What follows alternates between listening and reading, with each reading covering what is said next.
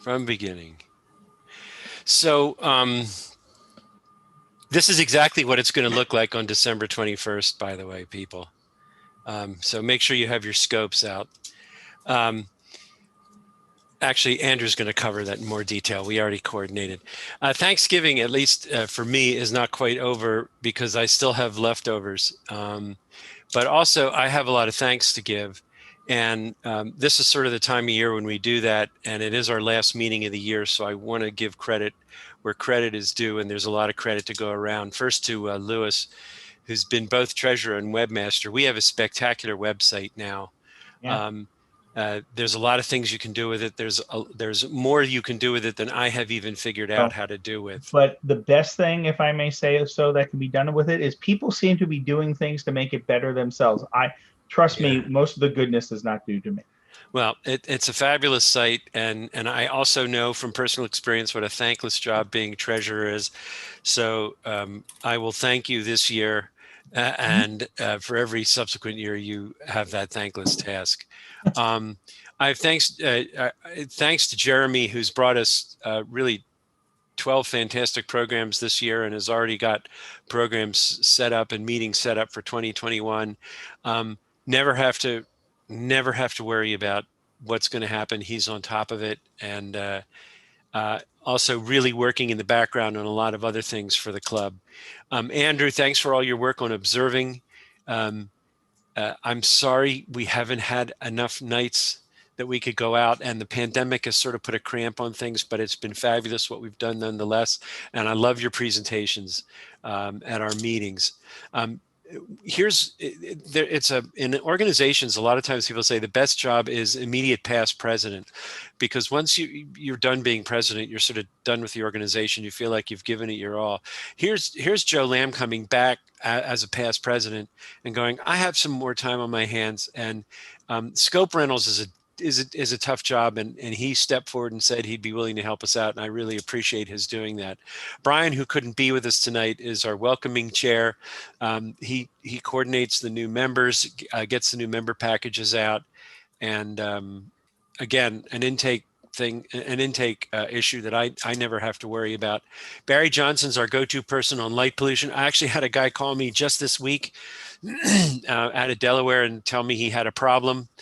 And he really needed some sort of light pollution advocacy to be put in touch with, and I put him together with Barry. I was glad I had him as a resource. Then we have our own personal club, Mr. Science. Alan Purdy, the only thing he's missing is the bow tie. And Al's just generally around always whenever we need somebody. He's our liaison to the Night Sky Network, and probably, Al, if you wore all your pins at once, you would not need a bulletproof vest. Bill's another example of a past president who continued to be involved. We have a podcast now. Lou, you could probably tell more about the podcast because I Well, know Bill's not on yet. yeah. So, well, again, I'm an executive, so my job is always taking credit for things that other people do. And so this would be another example. Bill came up with this idea for us to do a podcast called Pod Astro, and we've done three episodes so far, and it's a combination of Bill and I just yapping about all things astronomy, and we've had several guests now, and we hope to make it into a regular thing. And the first episode, I believe, is on the site right now, right? So Yep, it's up. give it a Yep, go. it's up. Roy, And one other thing. yeah, I'm sorry. it's okay. You can listen to the podcast not only on the website, but you can listen on iTunes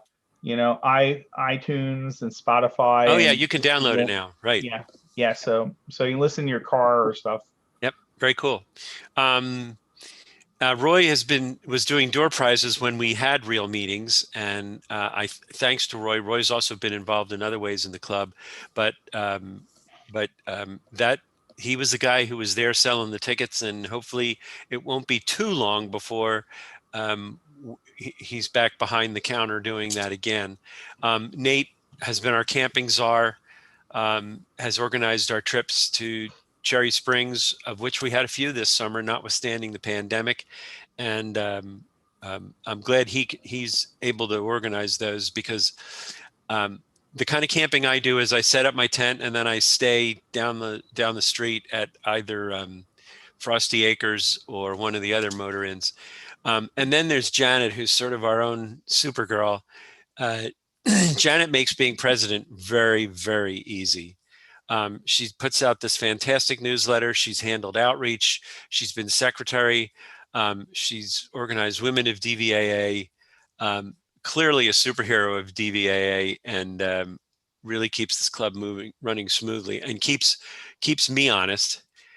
Mike's been able to cover for me a couple of times this year, and I appreciate it. He was at the Miro meeting when I couldn't be there. And of course, turns out Janet was there and Al were there. So DVAA had 3 representatives, which was great. And he stepped forward in other ways. And of course, Lou, who was asked to handle astrophotography, took a committee chairmanship and has already had a couple of seminars, webinars. It's been great.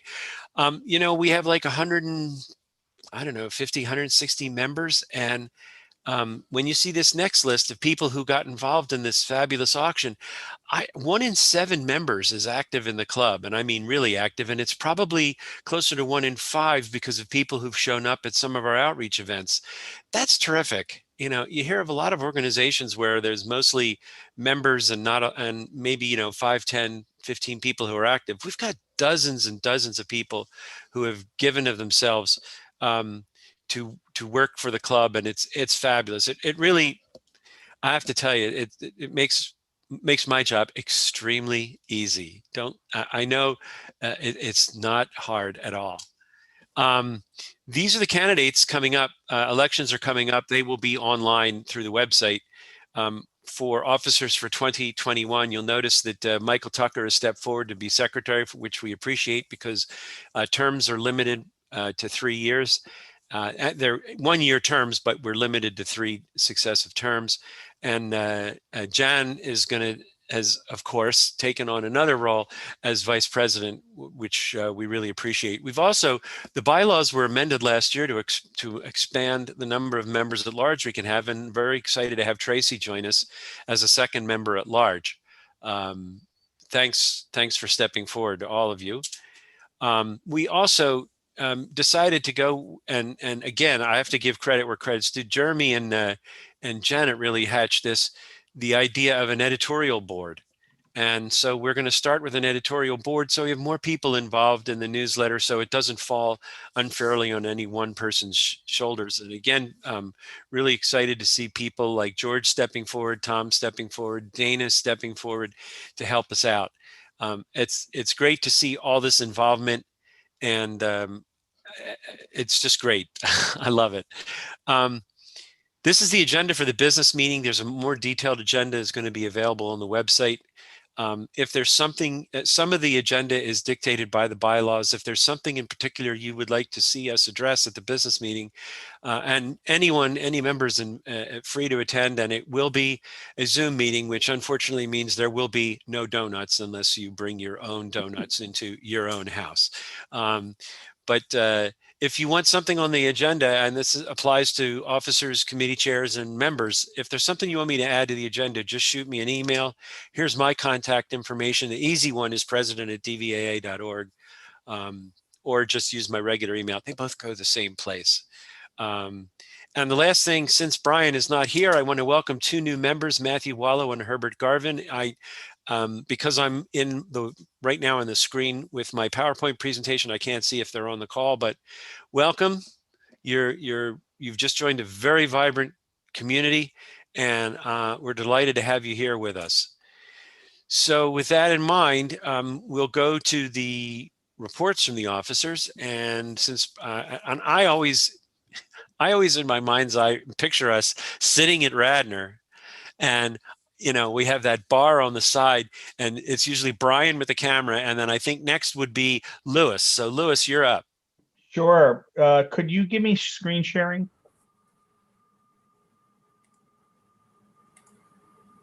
Jeremy? Done. You should be good to go. Okay, great. So, okay, can you see my screen okay? So we're in renewal period.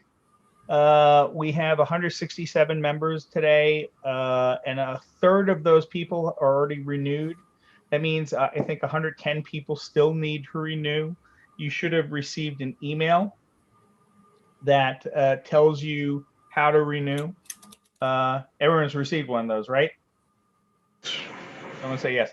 So Yes. anyway, here's the way a renewal happens. I'm actually going to renew for my wife in front of you.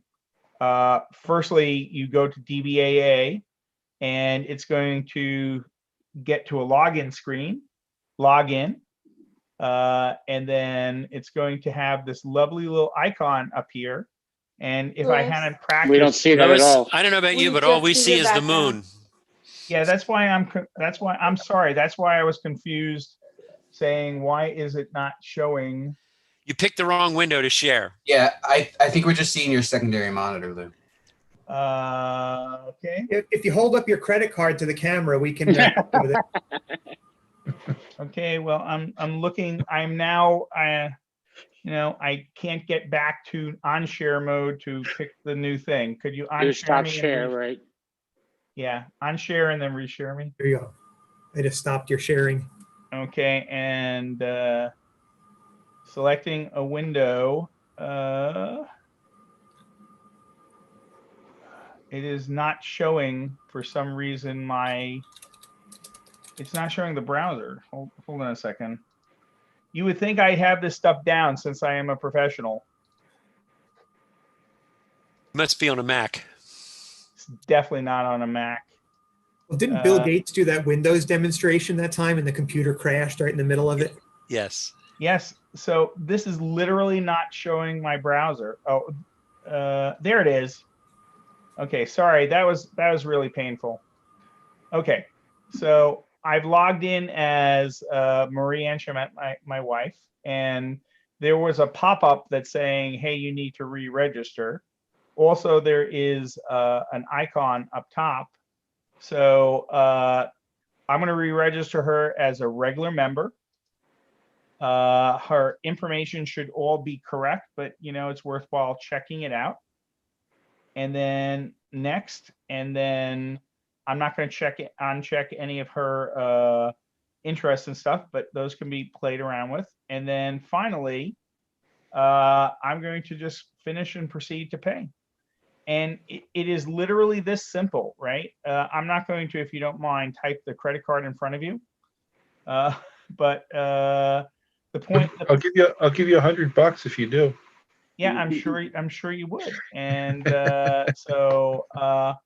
but the point is, renew membership. It shows the invoice and everything. It shows credit card information. Oh, do you want us to retain your credit card information online? I'm going to submit payment.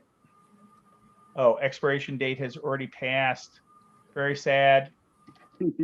So the point is, you don't have to watch me filling out this last page, but the point is that you can certainly register in just a minute or two. It's very, very, very easy, and I'd appreciate if everyone does this so that I don't have to track you down in June, which is our traditional time for saying, "Gee, a bunch of people haven't paid." And you can actually, because as I discussed before the meeting began, I had thought that through the website you could also do the subscriptions to astronomy or sky and telescope. So I got to this process and did not pay. So now when I log on, I get a reminder that I have to make the payment. So if you just want to renew and not pay immediately or something like that, it'll remind you. It'll eventually lock you out if you don't pay, but you don't, if you don't happen to have your credit card when you re-up, you can go grab it later, go back in, log in, and it'll remind you, make the payment at that time. Perfect.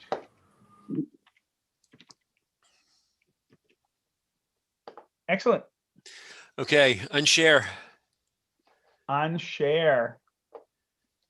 Only in 2020 is unshare a verb, transitive.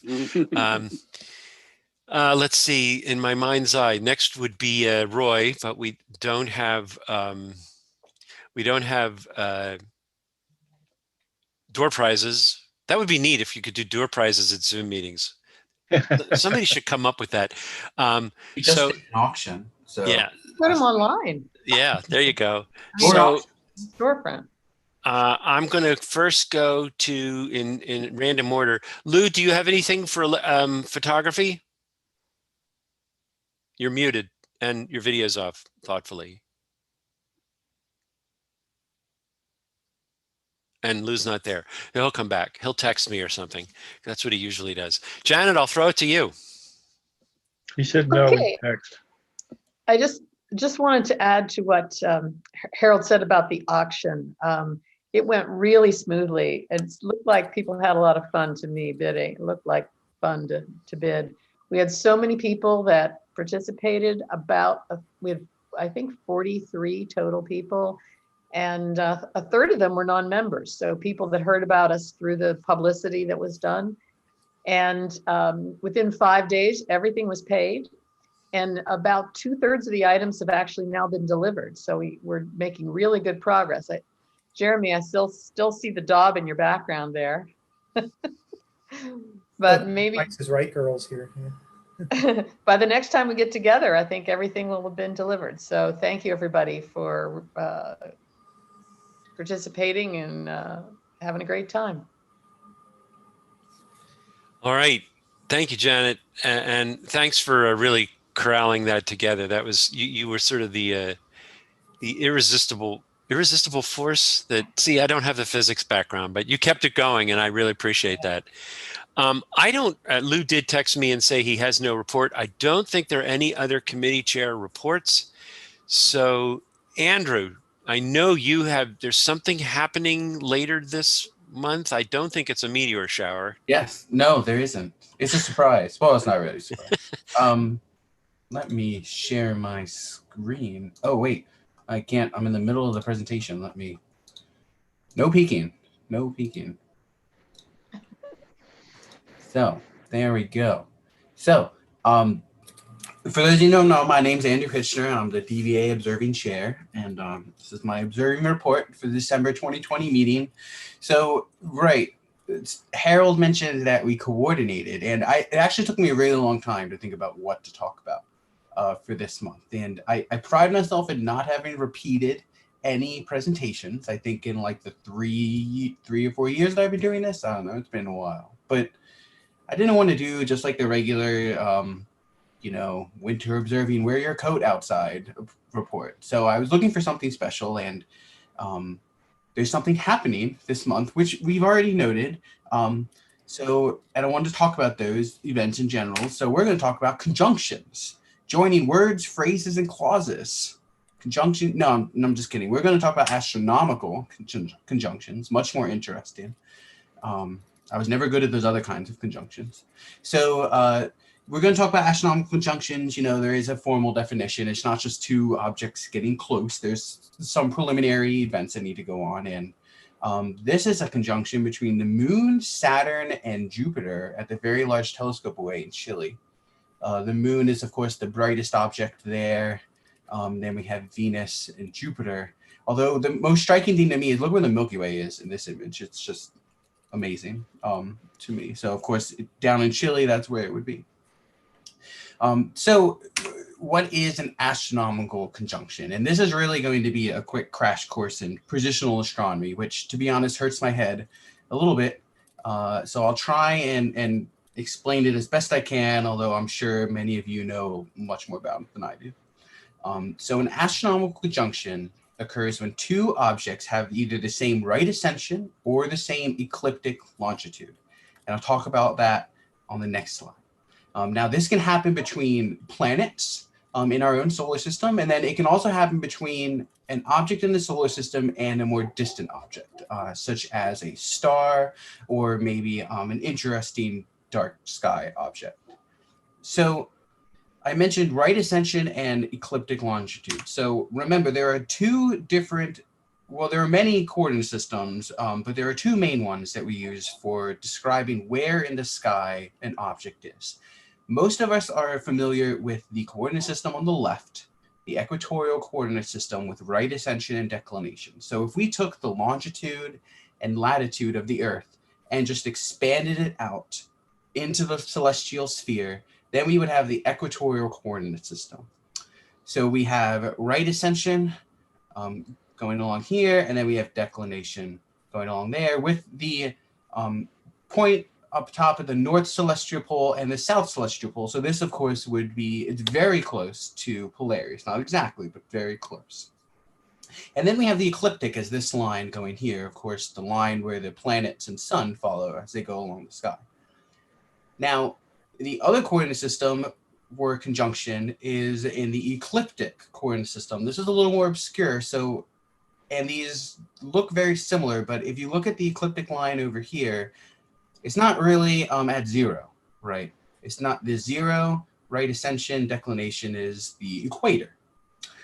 In the ecliptic coordinate system, now the ecliptic is zero. So I don't really like these, although these pictures are the best that I could find, because the Earth kind of, Africa kind of has this, in South America, they're not tilted. In reality, the Earth would be kind of tilted, right? But notice that the ecliptic is now the 0 point, the reference point, whereas in here, it was kind of off axis. And now the North Pole is not the North Celestial Pole around Polaris. It's now actually around Draco or so. So, of course, it's never going to be zenith.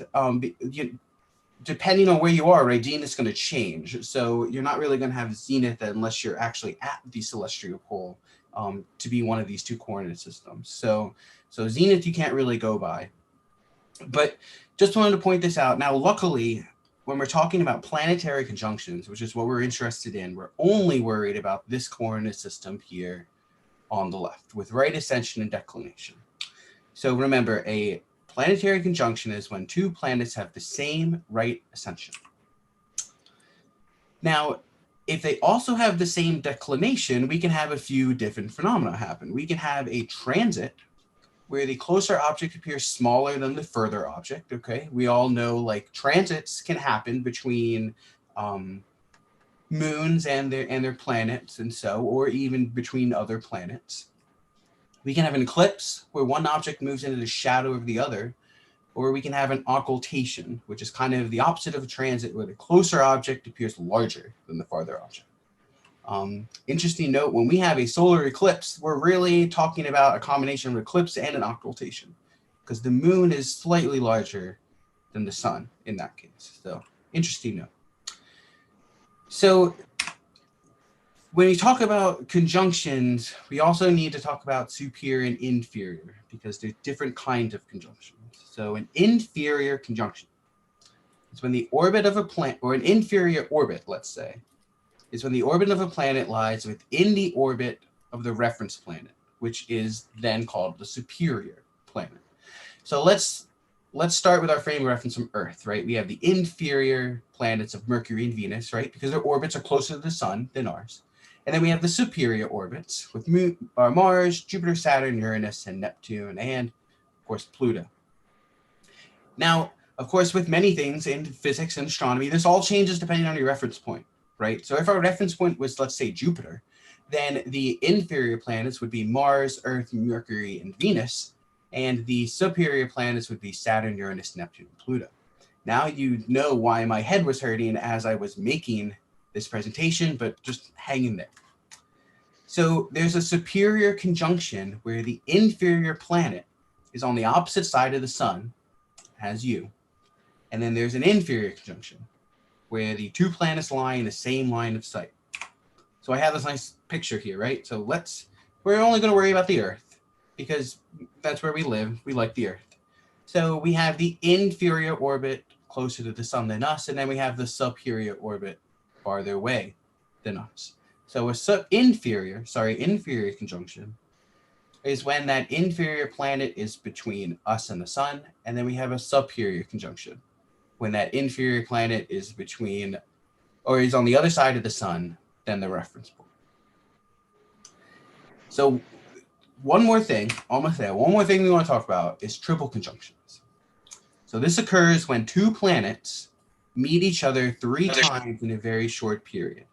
And you can think, well, how does this happen? Well, of course, with some of the planets, such as Mars, Jupiter, and Saturn, you can get these points where the orbits or the movement of the planets in the sky seem to be going in the right direction and seem to be going in the opposite direction as the sun. So this occurs when the first conjunction is in prograde, then the second conjunction, short while after, is in retrograde, and then we have a third one again in prograde. So this can be between two inferior planets. It happens very frequently between Mercury and Venus. However, we usually can't see that because Mercury and Venus it usually happens when they're very close to the sun from our point of view. It can also happen between superior planets such as Jupiter and Saturn, right? So when we have a conjunction between Jupiter and Saturn, that's called a great conjunction. And when we have a triple conjunction between Jupiter and Saturn, that is the greatest of conjunctions. There is no better conjunction than a triple conjunction of Jupiter and Saturn. I didn't make this up, I promise. So why do we care? To be honest, astrologers know a lot about this. Why do I care as an astronomer? Right? So there's, of course, a great conjunction between Jupiter and Saturn on December 21st, 2020, where they will be about 0.1 degrees, 1/10 of a degree apart at time of conjunction. So that is at the exact moment when they have the same right ascension, they will be 0.1 degrees apart. Is that going to be the time that we are able to see it? Probably not, but they're going to be very close. They're going to be so close that it's going to look like about the same object in the night sky.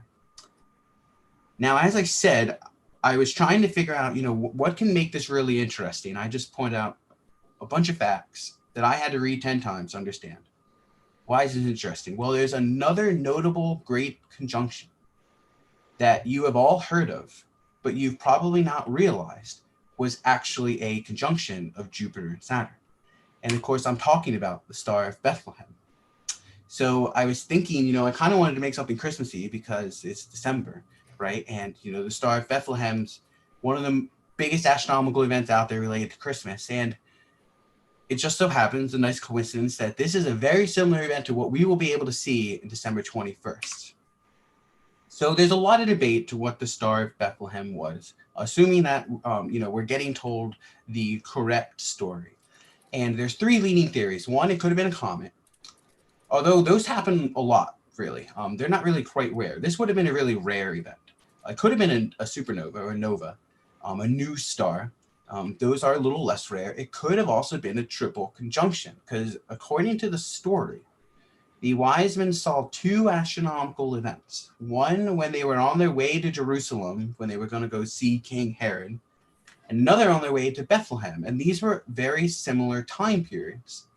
And then the third, they probably didn't record because they weren't observing at that time. So the Star of Bethlehem could be explained by a triple conjunction of Jupiter and Saturn.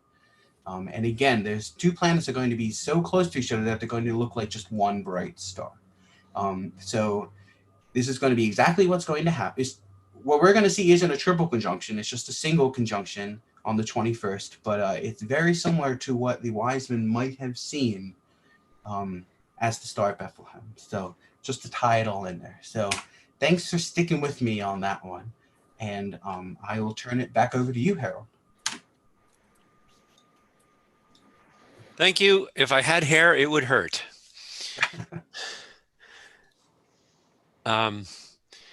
That's great. I think the one thing about this upcoming conjunction is that we will see just as much disinformation between now and December 21st as we do, the typical email we get every summer that Mars will be as big as the moon.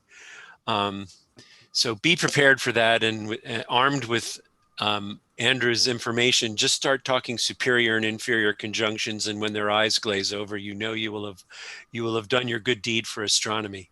And be sure to read.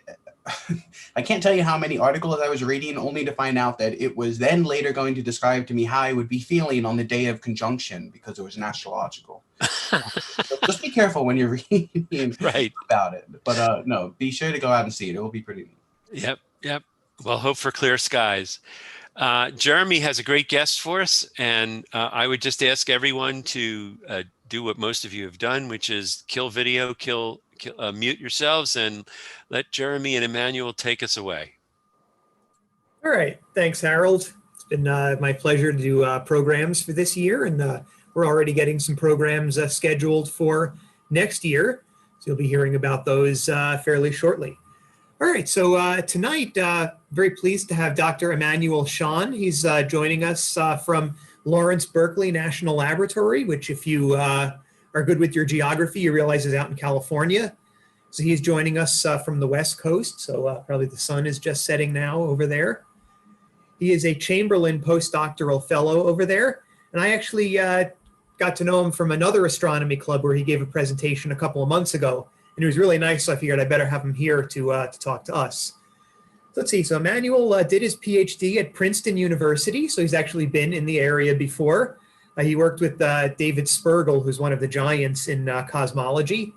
He did his undergraduate work at the École Normale Supérieure in Paris. Emmanuel, in addition to all of his research, he's active in public outreach. So he's done presentations to a number of groups, including libraries, elementary schools. He's taught some courses at the college level. He's also led some outreach projects. And one that I thought was interesting was one with a Near Space Balloon Project that he helped out with at Princeton University. And he's also been active in public observing programs. And also, he told me he's an active amateur astronomer. So he's working on a 10-inch mirror right now. So Emmanuel, you've actually made more telescopes than many of us in the room right now. And let's see, we've got 50 people total, including Zoom and YouTube. So please join me in welcoming Emmanuel Sean, and his talk will be called A Cosmic Shadow Theater. Welcome. Great, thank you so much. Thanks a lot for this very kind introduction. And I should, disclaimer, I should clarify that I have technically made 0 telescope currently. I think I'm close to finishing that mirror, but famous last words. Yeah, so I hope you can see my slides. I'm really excited to present to you these results. And so this is a project that I led and whose results were posted online a few months ago. And so this is really fresh. And this project is about hidden shadows of the gas around galaxies. And the idea is the following. When you think about galaxies, you may not suspect it, but around the stars that you see, there's actually a whole lot of diffuse gas. And that diffuse gas is very important for a number of processes that I'll explain. But that diffuse gas, because it's so diffuse, is basically invisible. It doesn't emit enough light for us to see.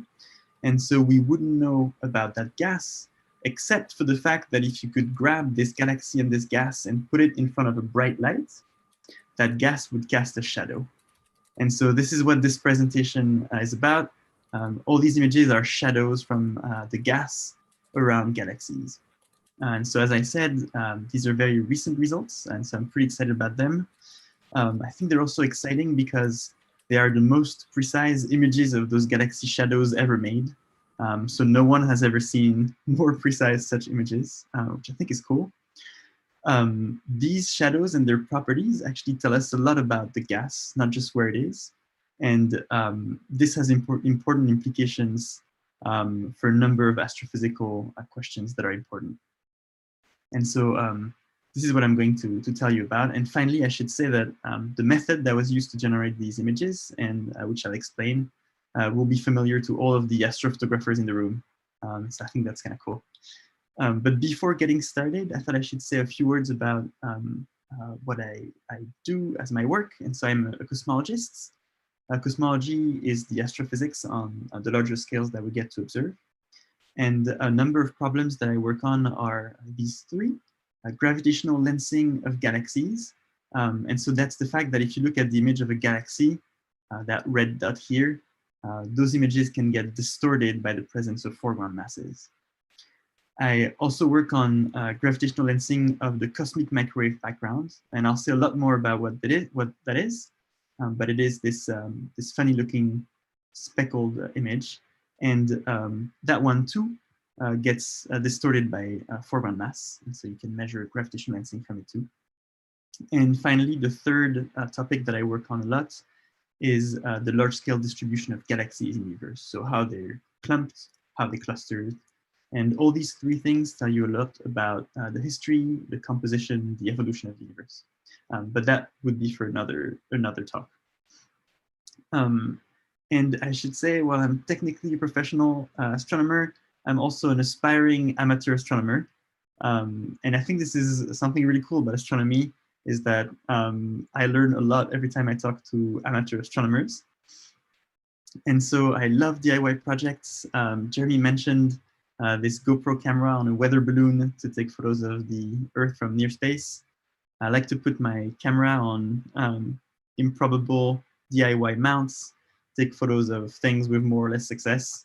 And I'm hoping to finish my 10-inch amateur telescope mirror anytime now.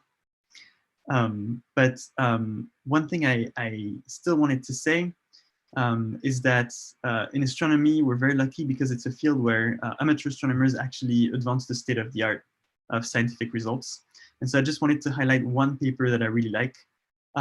No need to read all this in detail, but basically this person, Donald Bruns, during the 2017 solar eclipse, using amateur astronomy equipment, granted very high-end equipment, made one of the most precise measurements to date of gravitational starlight diffraction, which is a test of general relativity.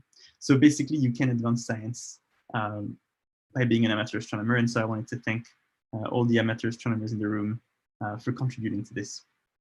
And finally, to thank you, I wanted to point out those two websites that you may or may not be familiar with. These are the cornellarchive.org and the NASA Astrophysics Data System. And what these are is those two websites are databases on which basically every single astrophysics publication is available publicly. And so you can look for any paper with state-of-the-art research. You can search for author, publication date, title, you name it. And the flip side is that if you produce results that you think push the state-of-the-art of astronomy, this would be a good place for you to post them. And the results I'm going to present tonight are the result of work that was publicly funded. And so naturally, the results are publicly available. So these are the two links to the papers. If you're interested, feel free to take a look. So moving on to the actual topic, those cosmic shadows, I thought I would start with motivation for why we care about. And to explain this, I wanted to start with an analogy that hopefully makes it clear. So it's getting dark outside, but if instead of going out and looking up at the stars, you were an alien looking down onto Earth, this is what you might see. And so you see a bunch of bright spots, bright speckles that basically trace cities. And so if your goal as an alien was to try to understand where human beings are on Earth, perhaps for the purpose of world domination or any other reasonable goal you may have, a natural guess you may make is that where there's more light, there's going to be more people. And if you look at an actual map of the galaxy population, sorry, the people population density on Earth, this is what you see, where green and red corresponds to more people. And so what you see is that that guess, that light traces population, is not a bad guess at all. It's pretty good, except in some cases. So for example, in some places, you might see that there's not as much light, but there might be a lot of people. And in other places, you might find that the light is very concentrated into bright spots, whereas the population is actually a bit smoother and more diffuse. And it turns out this is exactly what happens in the universe. And so astrophysicists say that light is basically a biased tracer of the mass. And in particular, the light is more concentrated than the mass distribution. So to show you how this happens in the actual universe, here's an image from a computer simulation of the sky. And so here, every bright dot is a galaxy. And again, this is not a photographic image of the sky. This is a simulation, so simulating the universe on a computer. And if in this image you ask yourself, where is most of the mass located, you might naively think that it would be in those bright specks, but the actual answer is the following. So you see those sort of shocking images where most of the mass is actually on those very diffuse extended blobs. And So that's the key motivation for this project. And the fact that this is somewhat of a problem because of all of the ordinary matter in the universe, the thing that makes up you and me, computers and telescope, only 5 to 10% of it is inside of stars. And the vast majority of the ordinary matter, all the rest, the 90 to 95% of the ordinary matter in the universe, is actually in the form of this diffuse, effectively invisible gas. And the fact that it's effectively invisible is the reason why you probably have never seen a true image of the sky that looks like this. This gas does not emit light enough for us to see. And so this has been called the missing baryon problem, which really means just missing ordinary problem. And it's a problem for a number of reasons. One, because as astrophysicists, we'd like to study the majority of the mass in the universe, not just the 5 to 10 lucky percent that are inside of stars. So that's a problem. We'd like to know where the mass is. And the other reason why it would be really nice to be able to see this gas is that this gas, its location and its thermodynamic properties, so how hot it is, for example, hold a number of clues about galaxy formation. And the reason that is you might wonder, why is that gas so far away from the center of galaxies? And the answer is because there are processes inside the galaxy that push the gas out. And it turns out we don't know too much about these processes, but if we could tell exactly how far out the gas is, we would know how powerful those processes are. So these are the motivation for this project. It would be really nice if we could detect this hidden invisible gas to learn in particular about galaxy formation, but also about other fundamental physics questions that we care about in cosmology. And the reason for this is, if you want to learn about those mysterious components of the universe, one of the best tools we have is to try to find where mass in the universe is. And it's very hard to make progress on this if you don't know where those 90 to 95% of the mass is. So this is the goal. And the question now becomes, how do we detect that gas? And here's a random image I took one evening. And on this image, you might ask yourself, how do I detect the fact that there is gas in the atmosphere?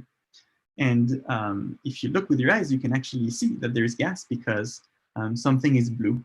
And here something is orange. And the reason it is this way is because there is a backlight far away, here about below the horizon. And that backlight is the sun. And so light from the sun goes through that gas in the atmosphere. And something happens to that light when it goes through the gas. And this is called scattering. And so basically, if you have a bright backlight behind the gas, you can light up that gas and know where it is. And so this is our idea. This is what we would like to do with the gas around those galaxies. So the idea is simple. You'd like to have a backlight behind the galaxies such that you could see the shadow of the gas. And the only problem with that in practice is that it is hard to fly a source of light far away behind a galaxy, then turn it on, then wait for millions of years for the light to travel all the way to you. And so the question is, might there be a backlight already there in the universe? And the answer is, we are actually very fortunate that there is such a backlight in the universe. So please don't worry about this confusing diagram, which represents the evolution of the universe since the Big Bang. So on the left here is the Big Bang, and on the right here is us today. And so if you look towards the left, you see all of those galaxies. But if you look even further right after the Big Bang, you see this source of light that's called the cosmic microwave background. Cosmic because it is there in every direction that you look. Microwave because we see it today as microwave light. And well-named background because indeed it sits behind everything else we see. So again, this is us. If we look towards galaxies, those galaxies are backlit by this cosmic microwave background. So the question now is, can we use this backlight to see the shadow of the gas around the galaxies? And the idea is the same as when you have a watermark on a banknote. If you just look at the banknote, you don't see it. But if you hold that banknote against the light, then all of a sudden the shadow appears and you learn about that watermark. Nature has been kind to us, and we have this cosmic backlight ready to use. Here's a little bit more information about this cosmic microwave background. So this is an all-sky map of the cosmic microwave background taken by the European satellite Planck. And there would be a lot to say about this image. And I'll just say that since it is the first light we see after the Big Bang, all these red and blue dots that you see actually are a baby picture of the universe. And from studying this image, we have actually learned about half of all the things we know about the universe, how old it is, how much matter, how much light is in there, its composition, its evolution. And the story of the study of this cosmic microwave background is just incredible. And it could be a whole presentation and more in and of itself. But for the purpose of this presentation, it's really just a backlight. In fact, if I could have been picky and asked for a backlight of my choice, I would have asked for it to be completely uniform, but you don't get to choose. And to give you a sense of scale, each of the red and blue spots here, which are basically brighter and darker spots, depending on the direction you look at, each of these blobs is about 1 degree in size, so 2 full moons. Okay. This is the cosmic microwave background. And so what we would like to do is zoom in on this map at the position of the galaxy and try to see if the gas causes a shadow. But then you might ask yourself, what does a shadow of a galaxy look like? So this is the same schematic as before. So here's a telescope, the Atacama Cosmology Telescope. And I'll say much more about this very soon. And we look up into the sky and we look in the direction of galaxies. And again, the cosmic microwave background, this microwave radiation, is here as a backlight for those galaxies. So when photons or light from the cosmic microwave background travels through those galaxies and the gas around them, this light, as you can see in this schematic, is affected. And this is what I'm talking about when I talk about shadows of the gas. And it turns out different things cast different shadows, and from different shadows, you may learn different things. So what I mean by this is that if I just hold my hand in front of the sun, what I'll see is probably just a black outline that will just tell me about the shape of my hand, where my hand is. But it turns out the shadows of this gas in front of the CMB contain slightly richer information. And in fact, there are 2 different effects that were predicted. These are called the kinematic and thermal Sunyaev-Zeldovich effects after Rashid Sunyaev and Yakov Zeldovich, theorists who predicted this effect in the 1970s. And those complicated names just refer to the physical process that causes the shadow. And it works as follows. The reason the light from the cosmic microwave background is affected by the gas is because the little particles of the gas are moving. And they're moving for 2 reasons. One, because they're part of galaxies that are themselves moving. And so this is called the kinematic Sunyaev-Zeldovich effect, kinematic for bulk motion. And this shadow tells you about the gas density and where it's moving. So already more than just the shape of my hand. I know where it is and I know where it's moving. The second type of shadow is due to the second type of motion of the particles in the gas, which is just thermal motion. So anything that's hot has thermal agitation, particles are moving. And when the cosmic microwave background photons see those moving particles, they are affected. This is the thermal Sunyaev-Zeldovich effect. And it's useful because this different sort of shadow tells you different information, tells you about what's the temperature of the gas or what's the thermal energy. So this is kind of neat. We don't just have one shadow, we have 2 shadows. One tells you about how much gas there is and where, and how fast it's moving. The other shadow tells you about how hot it is. So that's kind of neat. If we use that cosmic microwave background as a backlight, not only will we see the gas, but we'll learn interesting stuff about it. So yeah, let's just do this. And to do this, as I said, you need to zoom in on that map of the cosmic microwave background. And to do this, you need a fairly high resolution. And so to do this, we use data from the Atacama Cosmology Telescope. And this telescope sits on the top of the Cerro Toco mountain in Chile. And so let's go there. And the reason to put the telescope up there is because the altitude is extremely high, about 5,000 meters or maybe 15,000 feet. And importantly, the air there is extremely dry. This is a desert. And the dryness of the air is very important when you want to look up at microwave radiation. And so short of going to space, this is one of the best sites on Earth where you could put such a telescope. And the Atacama Cosmology Telescope is this one. As you can see, we have friends on top of the mountain, the polar bear and Simon's array and class, and soon a new neighbor that I'll talk about. And if you take a look inside that weird conical shape, what you see is that this white cone that you saw was actually a ground screen to protect the telescope from heat from the ground. And inside that ground screen is our telescope, the ACT telescope.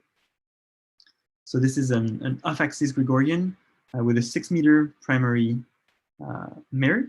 So the light from the sky bounces off of this mirror into a 2-meter secondary detector, and then back inside the telescope into our detector. So this is very fast optics. And to give you an idea of the resolution, arc minute is about the resolution of your naked eye. But here we're not looking at optical light, we're looking at microwave. And so arc minute resolution is actually very hard to achieve in the microwave. In fact, you need a 6-meter diameter telescope to be able to do this.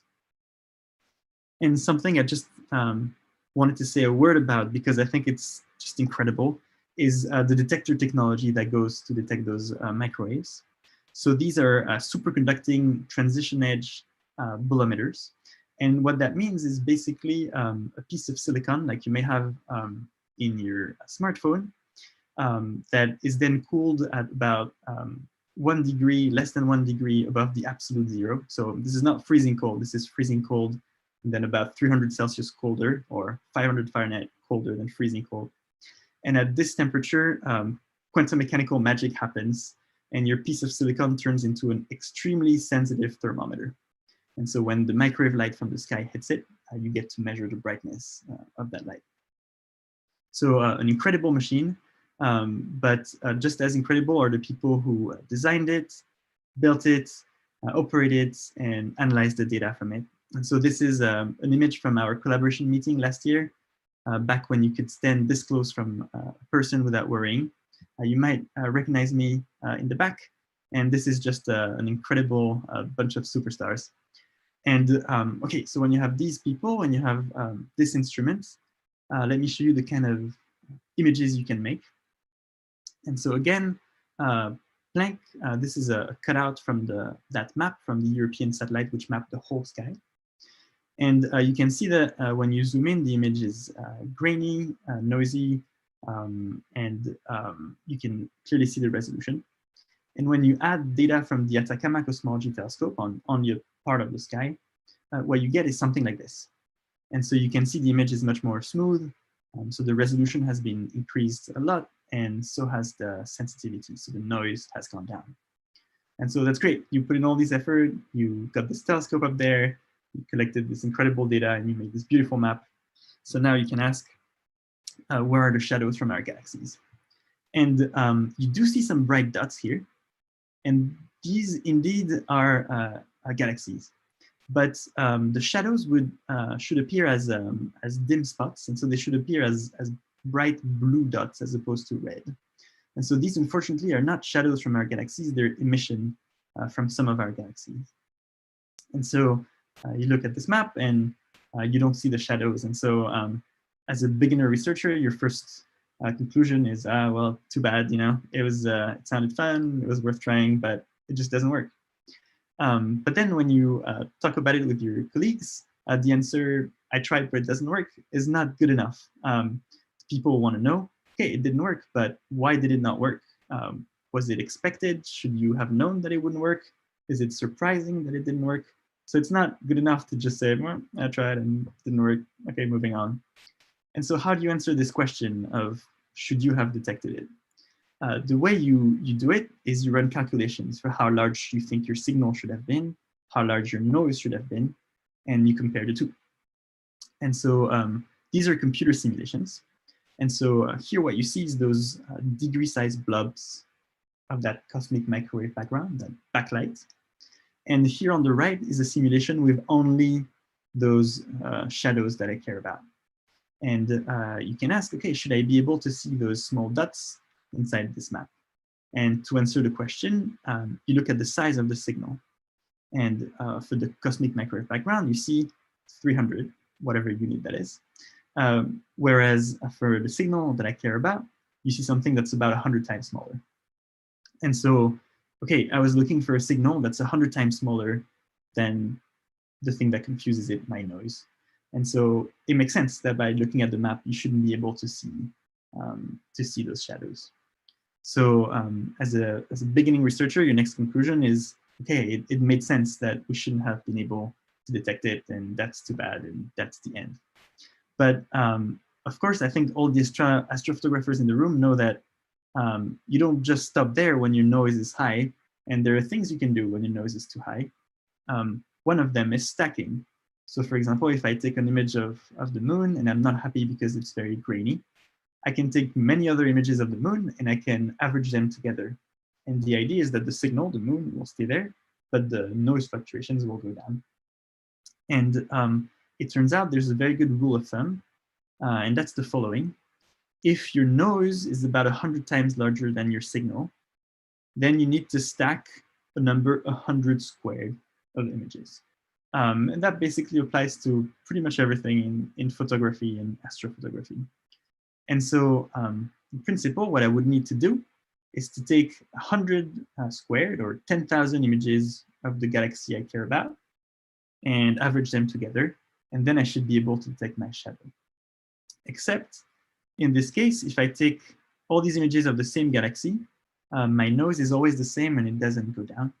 So what I can do instead of taking 10,000 images of one galaxy is to take one image of 10,000 galaxies and average them.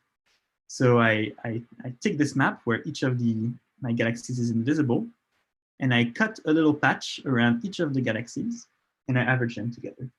And if I do this 10,000 times, I should be able to see my signal.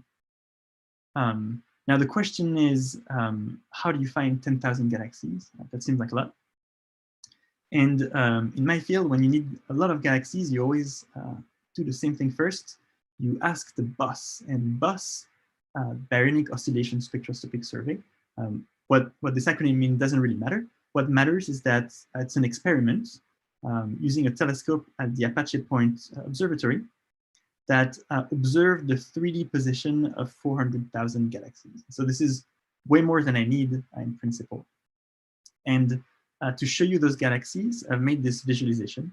So we are sitting here at the center of this image, and the telescope has been looking in two directions, that direction, and every time the telescope saw a galaxy, a dot was put on this visualization. And in the background, I placed the image of the cosmic microwave background. Because you know the galaxy positions in 3D, you can actually turn around. And so you can look around at your galaxies in every possible angle.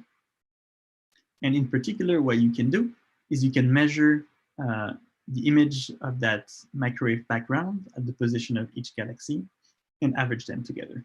And that's how you do the stacking. So I'm going to show you the result of this stack. And for now, what you see is only one image on one galaxy.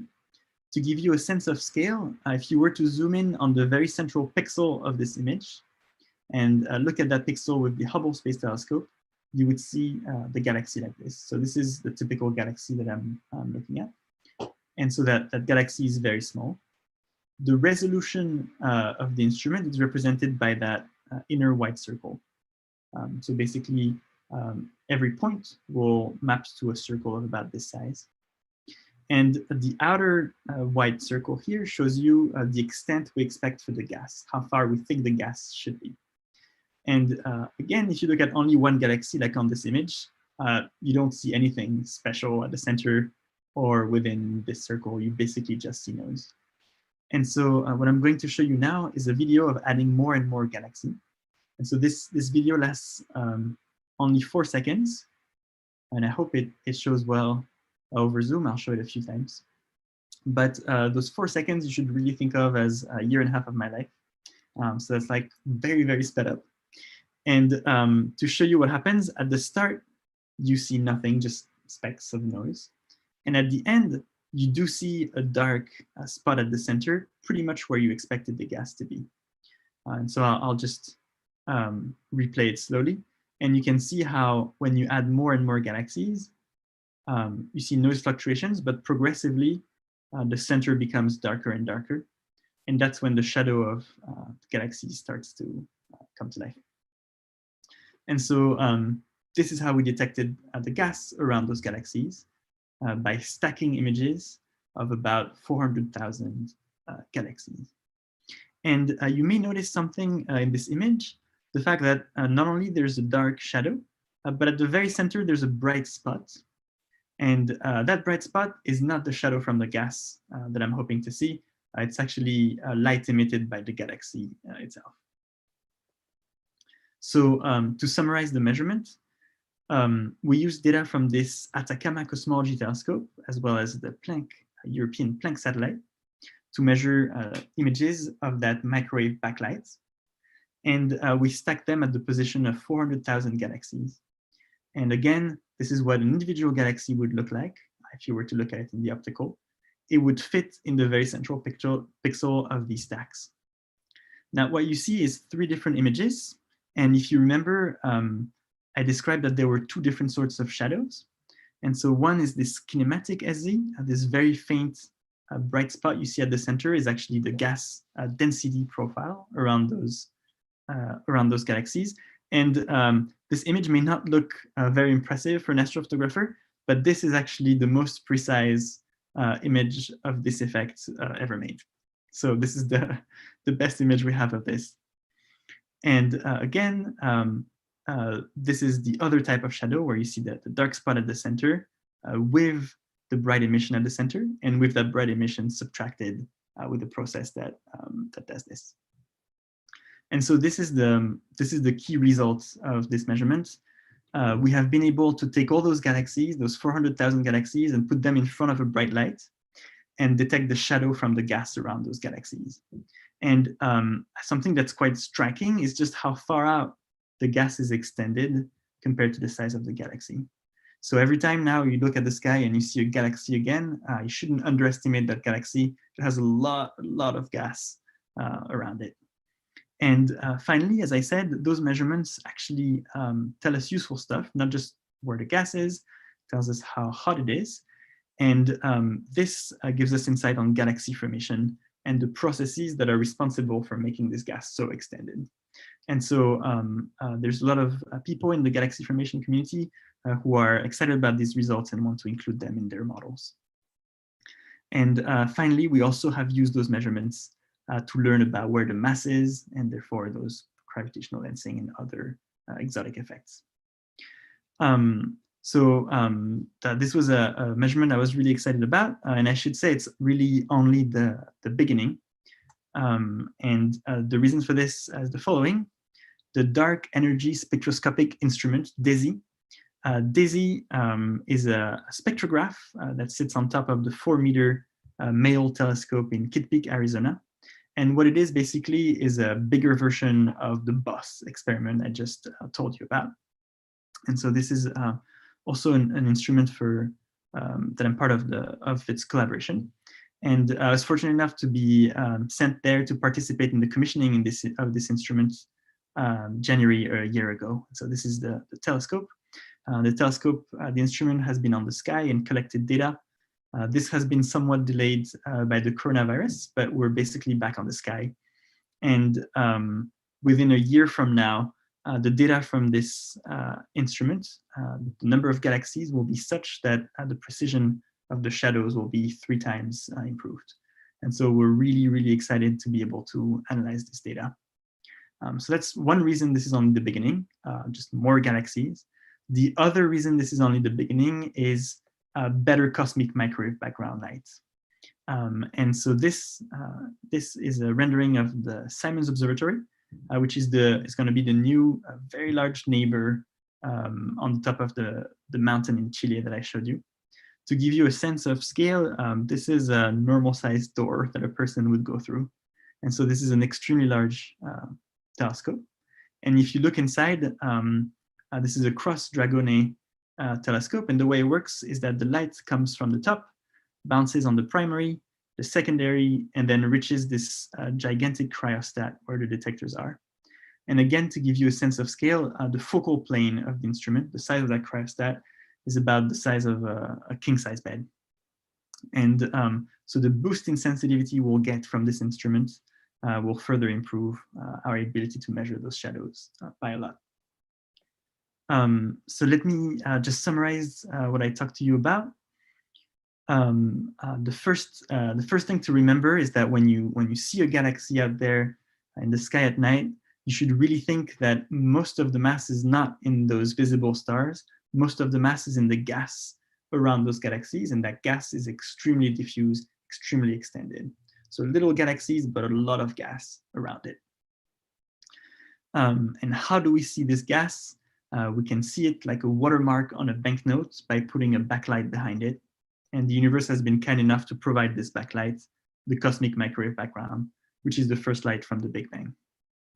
And by doing this measurement, by doing a stacked measurement on many, many, many galaxies, we are able to detect those shadows. And so if you're interested in further details, you can see all the scientific papers in those two links. And so I'll stop there, and thank you very much for your attention. And of course, if there's any question, I'll be really happy to try to answer. Okay, so if you have a question, thank you very much, Emmanuel. If you have a question, Harold, we can barely hear you. You might have moved changed my the mic. I picked my mic up. If you have a question for Emmanuel, please let us know and speak up. Yes, hi, it's Mike Tucker. I have a question. Is this gas found mostly around spiral galaxies, or would it also be found around ellipticals and irregular galaxies? Right, that's a good question. So one thing so this measurement was around elliptical galaxies. And the reason for this is because those elliptical galaxies are typically at the center of galaxy groups, so more than just one galaxy. And as a result of this, there's a lot more gas because there's all the gas shared from all the galaxies in that galaxy group. And so it helped us to be looking at elliptical galaxies, so there was more gas we could see. In principle, there's also a lot of gas around spirals, but given our sensitivity currently, it's harder for us to be able to image that gas. Thank you. I have a question. Has anybody correlated the existence of gas around galaxies to the existence of active galactic nuclei? Yeah, that's an excellent question. So if I go back to this image, this is exactly what we're hoping to learn about galaxy formation. So basically you can run, so as I said, those were simulated universes on a computer. And on your computer, you can change how many active galactic nuclei there are. And what these are, I'm sure you know, but for people watching us, is supermassive black holes that sit at the center of those galaxies that swallow some of the gas and then expel it out. And depending on how many active galactic nuclei you have or how many supermassive black holes, the gas gets pushed out farther out or closer in. And so that's actually one of the key things we want to learn about with these measurements, by measuring how far out the gas is, learning how many active galactic nuclei there are. And this is actually one of the best ways of getting at that question. I have a question. This might sound a little naive, but is there any way to detect dark matter using the technique, since dark matter holds the galaxies together? Right. Yeah, that's a very good question. And actually, for those galaxies for which we've just measured the gas, we actually know where the dark matter is. And the reason we know where the dark matter is has to do with this other effect that I didn't really talk about, this gravitational lensing effect. So dark matter is basically invisible because it does not interact with light. It does not cast a shadow on the backlight, but what it does have is mass. And so if you look at background images of galaxies and you look at how they're distorted, you learn about how much mass there is. And such measurements have been done for those same galaxies. And what we find actually is that the gas is way more extended than this dark matter. And the reason for this is basically those active galactic nuclei that Harold just talked about. And so just how far out the gas is extended compared to dark matter tells you basically how powerful those active galactic nuclei are. So yeah, really good question. What does this work tell us about dark energy? Right. So I was a bit schematic about this. And so what does this tell us about dark energy? You may know that measuring the matter distribution in the universe, how it's clumped together, is one of the best way to measure this dark energy. And you can do this in two ways. One is to look at how galaxies are clumped, but it's tricky because of that problem that light and mass don't trace each other so well. The other way is gravitational lensing, and that's presumably the cleanest way in the sense that you're really looking at all of the mass in the universe. The problem though is when you measure that mass distribution in the universe, you need to know how much of it is normal matter versus other source of matter. And since most of the matter is in the form of the gas, if you don't know where it is, that's basically the main limiting factor in doing this. So the way this tells us about dark energy is somewhat indirect, but by telling us where the gas is, you know where the ordinary matter is, and now you can use gravitational lensing measurements to learn about dark energy. I have a question about the galaxies that you chose to include in your stacking. Did you do any selection for position and orientation of the ecliptic? Yeah, so we didn't select our sample in any way in terms of orientation, but the way the sample was selected is to be bright, massive red elliptical galaxies. And so yeah, the selection of the sample in that sense is very important. So that's a very good question. And yeah, looking at those bright, massive galaxies is useful because it lets us trace galaxy groups, because that's where those galaxies live, and therefore see more gas. Any concern that you lost maybe some shape of the gas surrounding the galaxy by doing so? Right. Yes. Because you got that nice circle around an elliptical galaxy, and that's surprising. That's right. That's right. So in presumably, if you look at every individual galaxies, like you're saying, I'll get there. Yeah, if you look at any individual galaxy, it has some elliptical shape. And so you might think, presumably, the gas also has an elliptical shape. And so in practice, I think we know the gas is a bit more spherical than the galaxy itself, but it should have an ellipticity. And ideally, you'd be interested in measuring it. Unfortunately, because we have to average over so many galaxies, we averaged out this orientation. And so that's why we end up with a roughly spherically symmetric gas profile. But if you have more signal to noise and you're able to do the measurement without stacking, then you'd be able to see that. So build a bigger telescope is what I'm hearing. Yeah, so you could do that. One problem, again, is that our noise is the cosmic microwave background itself. And so what that means is for an individual galaxy, no matter how well I measure it, I will be affected by this. And so that's why it's hard to do without this stacking. But yeah, it's a very good point. I have a question about the cosmic background, microwave background. In my lay understanding, when I read, they talk about the fact that before the CMB, light was not present. There were no photons, or they were in a cloud and they could not go out. So why is it that there were no photons before the CMB?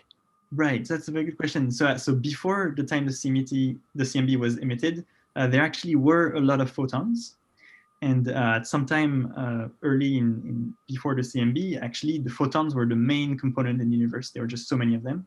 But because the universe was so dense and hot, because the universe expands, but if you go back in time, it contracts, it gets dense and hot. Because the universe was so dense and hot, the photons could not freely propagate in the universe because the universe was so dense and hot that there were many free particles and photons would bounce off of them. And so basically what happens at the time the cosmic microwave background was emitted is that after enough expansion, the universe becomes dilute enough that the photons were now able to travel freely and then reach us today. But so basically there were a lot of photons. In fact, the universe was so dense, there were so many photons and free particles that they couldn't travel far. It was like a very opaque, bright soup.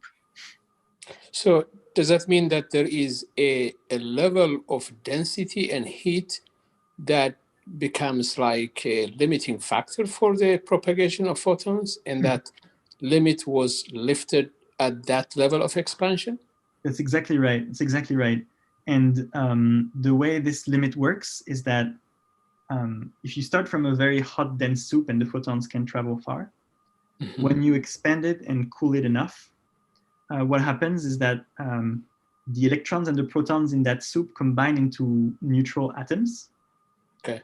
And the reason that's important is because neutral things don't interact with light the same way. And so as soon as the matter becomes neutral, that's when the light can propagate freely. And so it's really a sharp transition when that happens. Yeah. Interesting. Thank you. Thanks. Anybody else? Don't be shy.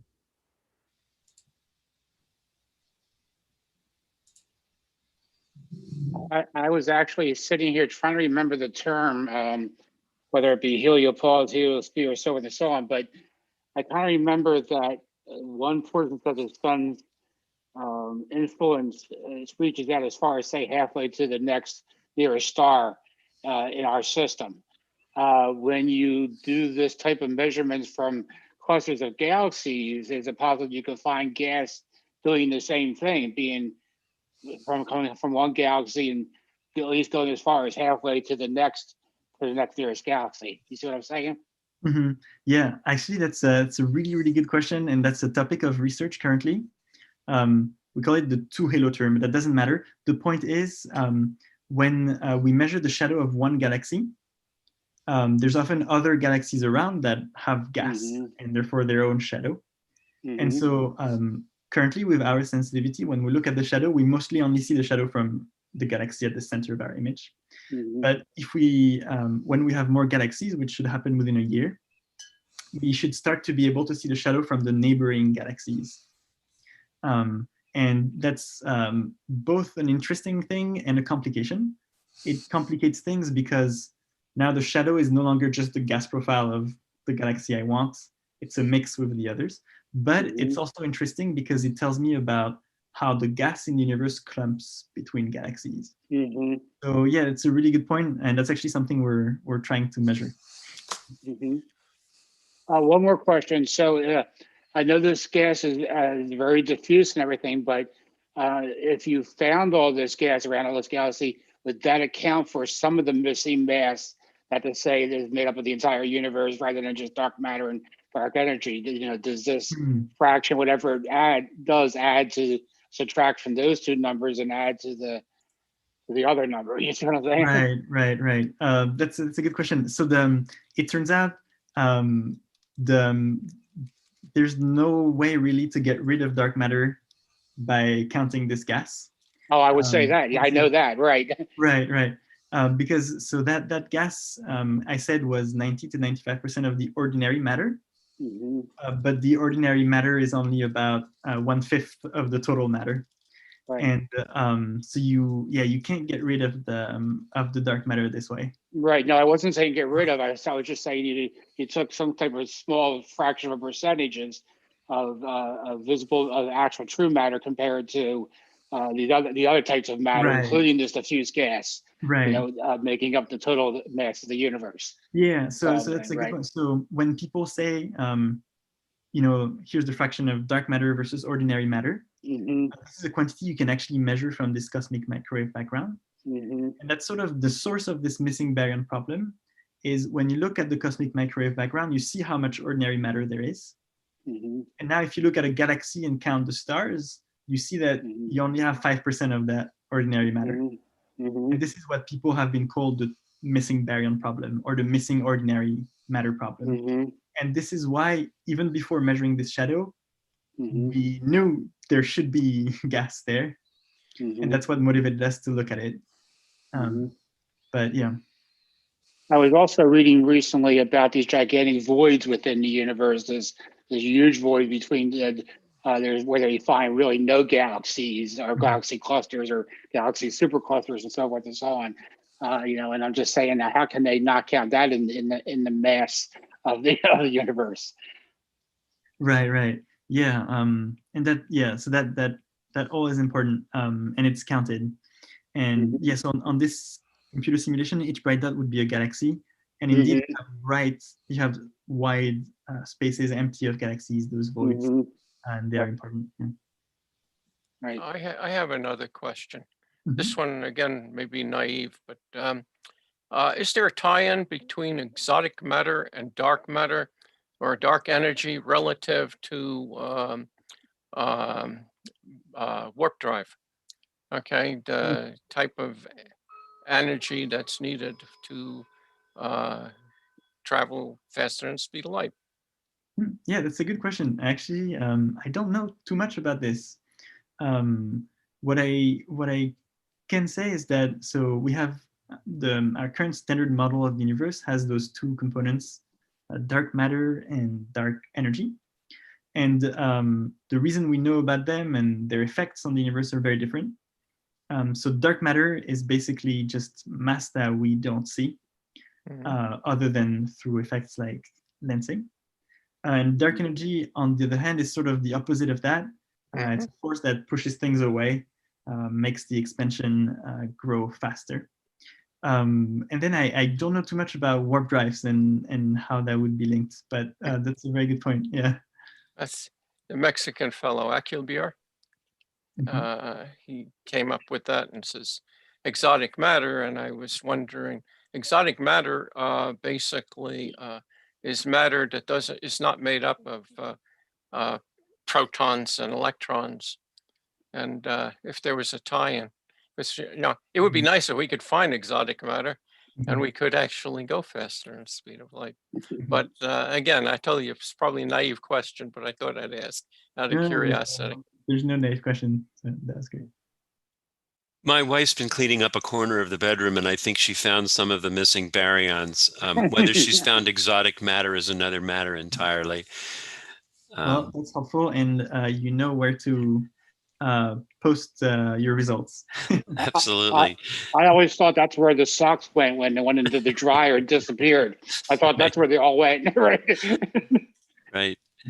Does anybody else have a question for our guest? Well, Manuel, thank you. Let me just do one thing, and that is check YouTube to see if there are any. No, nothing up there. There's nothing there? Okay.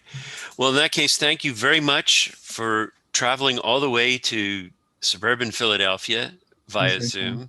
Well, thank you so much for having me. It was really fun to attend the members meeting and to present to you. Hopefully that was interesting. Yes, it was. Thank you. It was indeed. And now you get to eat dinner. We've already eaten on the East Coast here. Thank you. All right. Well, thank you very much. I would like to mention that the balloting system that is now on the DVAA website will go live tomorrow, so you can vote in the election. There are no mail-in ballots. There will be no lawsuits about this election. I guarantee you that. I haven't let Rudy Giuliani even know that it's happening. So everything's done on the website, but you do have to be a member in good standing. So make sure you re-up and vote for our slate. And if you wish, come to our meeting, our business meeting on the 13th. That's from 1 o'clock to 4 o'clock. I scheduled it that way because I wanted to be able to see the New Orleans Saints beat the hell out of the Eagles, because anybody who plays them wins. And what we typically do now is we end the recording on YouTube. So I'll count on Jeremy to do that. And we do the equivalent